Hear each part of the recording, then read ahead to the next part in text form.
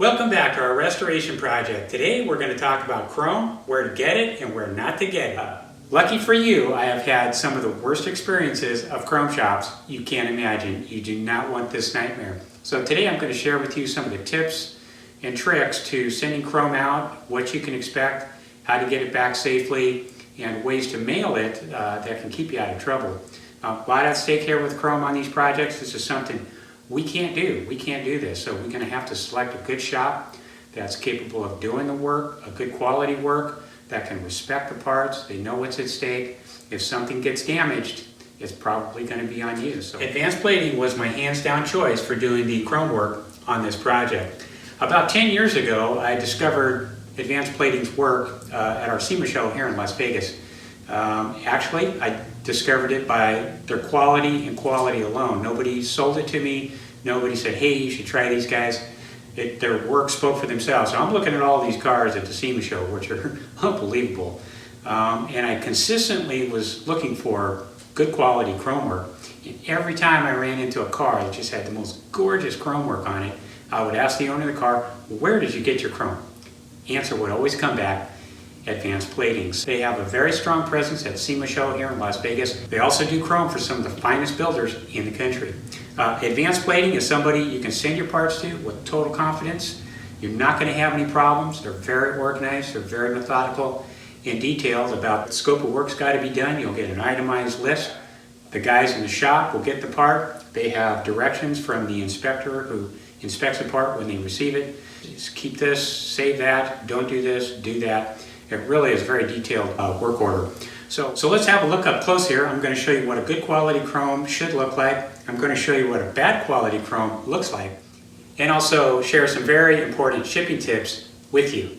So just starting off here with a bird's eye view of what we got laid out on the bench here, and this is just some of the parts that I've had Advanced Plating do for us over the course of several years. This is really not a process where you can just put everything from your car into a box, send it off to your chrome plater of choice, and get it back in a few weeks, and everything's going to be right and accounted for. Good quality chrome is really something that it takes somebody who understands working with the metal, and re-chroming something is really not the same as working with new metal. So you're working with old metals.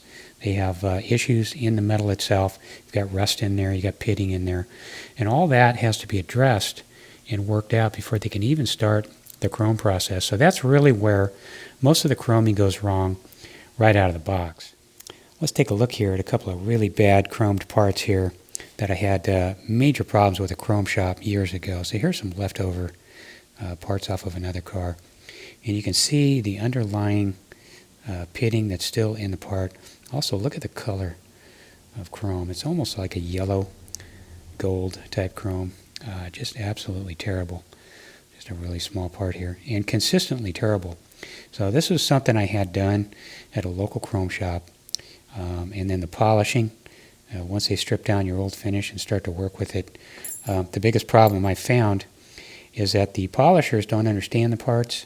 If they're not used to working with classic car parts, very valuable and very rare parts, they're just way too aggressive with the polishing and ruin your parts before they even put the chrome on it. So metal just disappears, things just get ruined, and you can really end up with a very expensive mess on your hands. So I'm not suggesting that your local chrome shop isn't capable of doing the work on your classic car, but experience tells me that if it's a local chrome shop, it's probably not used to dealing with these type of parts, and the guys working in the shop are probably very good at what they do, but if they don't really understand the part, they can do more damage than good. Also, local chrome shops, a lot of pressure from EPA regulations on those guys, and working with the chemicals and switching them out, keeping them fresh all the time. A lot of pressure on them. So color consistency is a real problem working with a local shop who doesn't work with classic car parts on this scale. And then another thing to take into consideration is cost. So what does it cost to get all this chrome work done, and how long is it going to take? Well, let's take a look at some of the shipping information I have here and some of the old receipts. As you can see, I've just mailed in bunches and bunches of boxes of chrome. And the reason I'm not shipping all this off in one shot is because if something goes wrong in the mail, let's just say you put everything in one box and they lose that box or they damage that box, you are completely out on your project. There's no way to recover. It'll take thousands and thousands of dollars to get original cores back, and it's just not going to be worth it. So really the best way to do it is break it down per scope of work. On this particular page, what I do is I tape everything off, I itemize it from my own records, I take a picture, I include this into the packing of the package, same thing here, and then when they receive it on the other end, they acknowledge everything here. You get a work order, a complete rundown of everything and how it's going to be worked with. You get a waiver. So once all your parts leave your hands, it's really important to keep track of all the information in all your records, because there's so many parts and pieces on your car, you're going to forget what you sent in there, and it's going to be a few months before you get them back. Something you really just got to be patient with. You're going to want shipping records to make sure everything got received properly. You want photography of the condition of what it looked like when they received it. You'll get a work order breaking everything down as to what it needs and what it doesn't need. Also, you'll get a price based on the condition of your core. So in the case of these seatbelt buckles here, got a price on that based on those conditions. So it doesn't necessarily mean whatever price they charge me, they're going to charge you. They had to remove a couple of dents in here. Did a real nice job on that. And instructions on here were to polish these out so that we retained our stamps in there. And they did a real beautiful job on that. Here's an old one of our bumperettes. Look at the date on that, August 2017. So really, guys, when you send your chrome out, this is just something you're going to have to be really patient with. If you're in a hurry, you're going to end up with problems. It's just something you really need to be ahead of. So as you're working through your project, you're going to want to break it down and start sending parts off, as you'll need them returned in the order you're going to put your car back together, because it will take years to go through this process. Unless you have some kind of special conditions that you can pull off with the chrome shops. It's taken me literally 4 years to get all these parts done and returned back to me safely. So for advanced plating, this is their specialty. This is where they understand things. This is where they get it. You send them parts. They know they're valuable. They know they can't be ruined. Things on these old parts here, like writing, very important to retain all these old marks on here. Local chrome shop may or may not understand that. They'll just polish that right off of there, and then the piece is ruined. And good luck trying to find some of these parts. You could spend years on eBay trying to round up some of the things that can get ruined in your chrome process. So I just received the last shipment back from Advanced Plating in this box here. This is how it's going to come. It's going to come shipped in a really sturdy double wall construction box. You're going to be packed with plenty of packing in there, popcorn, you have bubble wrap in there. Everything's taped and insured to get you back safely, and as you can see, everything is wrapped up and also labeled.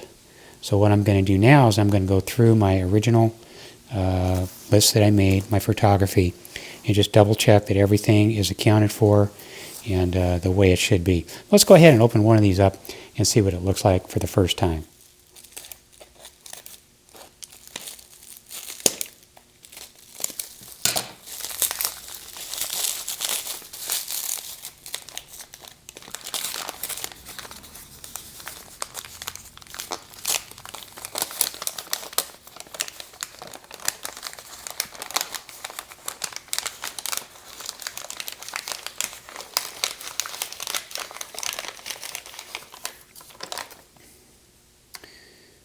Wow, look at that. Definitely worth waiting for. Also, you can buy replacement buckles for your Porsche, but you're not going to get this kind of finish with a new reproduction.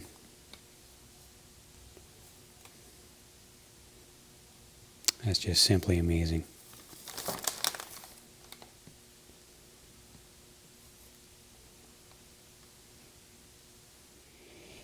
And then once you receive them, the rest really is up to you to be able to preserve them and take good care of them. Chrome does scratch really easy. It's not a very forgiving surface. Once you have a scratch in there, you pretty much are going to have to live with it. So I'm very careful when working with my chrome after it's been refinished. What I like to use is this 303 speed detailer. My friends at 303 turned me on to this, and this stuff is really nothing short of simply an amazing product. This works fantastic on chrome using a non-scratch detailing microfiber rag, depending what brand you use here. Anything's going to be fine as long as it's a non-scratch type. This will work the best. You'll not have any film on there. This will put a protective layer on there, and you can wipe it down constantly and not have to worry about it. Much, much better than damp cloth and water. And then for the final takeaway here, guys, I would just recommend really taking your time if you're going to pick out a chrome shop and have some very valuable work done to take the time, investigate it, and make sure that they're going to be able to do the quality of work that you need to have done. How much does all this cost? I don't know. I haven't added up all those receipts, but I can tell you this, it's going to be thousands of dollars, and it's going to cost whatever it's going to cost. There's nothing I can do to control that part of it. I wish it wasn't so expensive. It is very expensive.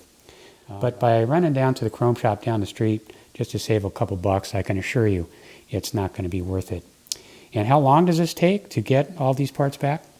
It's going to take however long it takes. It's really up to me to control that process by shipping it out as I need it returned and not being able to hold up my project in that way. And a special thanks to Terry Buckner and all the guys who work in the shop. Your work is spectacular. It speaks for itself. Well, thanks for watching, and we'll see you next time.